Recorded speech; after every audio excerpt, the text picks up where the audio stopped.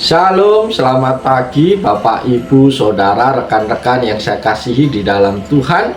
Melalui program Motivasi Pagi, kembali saya menjumpai Bapak, Ibu, Saudara semua.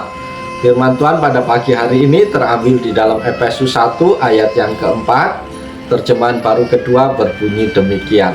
Sebab di dalam Dia Allah telah memilih kita sebelum dunia dijadikan, supaya kita kudus dan tak bercacat di hadapannya. Amin.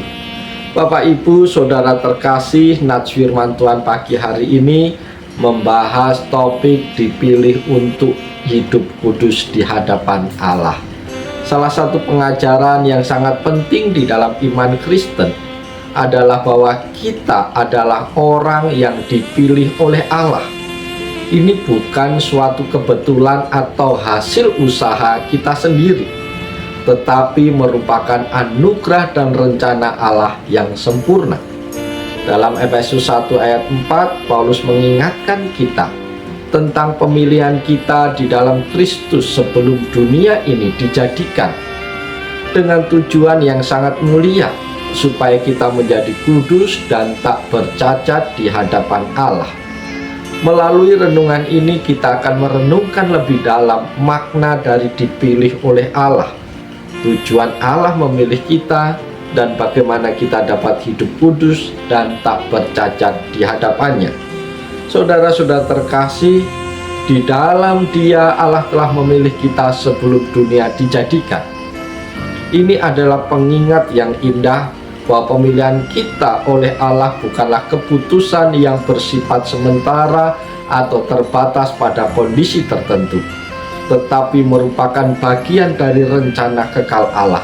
Sebelum dunia ini ada, sebelum kita lahir, Allah sudah menentukan untuk memilih kita dalam Kristus untuk tujuan yang mulia.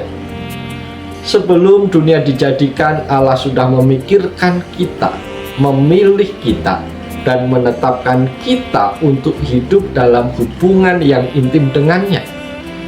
Ini mengingatkan kita bahwa hidup kita tidaklah kebetulan. Kita diciptakan dengan tujuan yang sangat mulia, dan Tuhan memilih kita untuk menjadi bagian dari rencananya yang besar. Keberhargaan kita bukan berdasarkan prestasi atau status sosial, tetapi semata-mata berdasarkan kasih dan anugerah Allah yang memilih kita bahkan sebelum kita ada di dunia. Kita harus menjalani hidup kita dengan penuh rasa syukur atas kasih dan perhatian Allah yang begitu dalam kepada kita.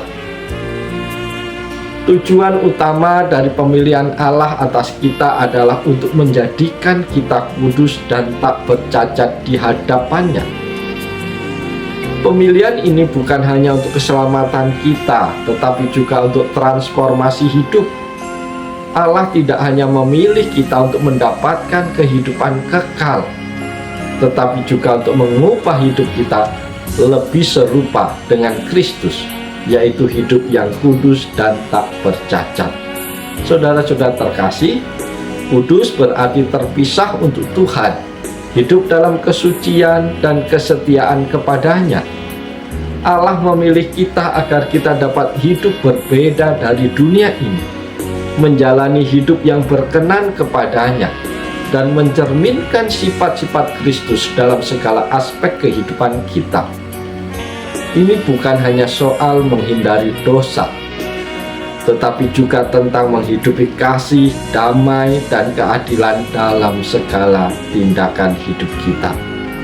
Para sahabat yang dikasihi Tuhan Yesus Kristus, tak bercacat berarti hidup kita tanpa celah, murni di hadapan Allah. Ini adalah panggilan untuk memperbaiki hidup kita, meninggalkan cara hidup lama yang berdosa, dan menumbuhkan karakter Kristus dalam diri kita.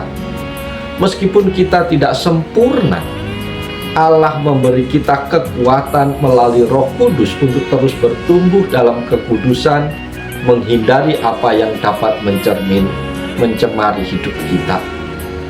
Para sahabat yang dikasihi dan yang diberkati Tuhan, Pemilihan Allah atas kita adalah suatu anugerah yang besar, dan respon kita terhadap anugerah ini adalah untuk hidup sesuai dengan kehendak-Nya.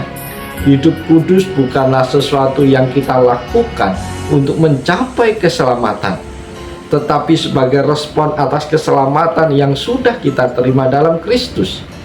Tuhan menginginkan agar kita menanggapi pemilihan-Nya dengan hidup yang mencerminkan karakter-Nya, hidup yang kudus, penuh kasih, dan berkenan kepada-Nya.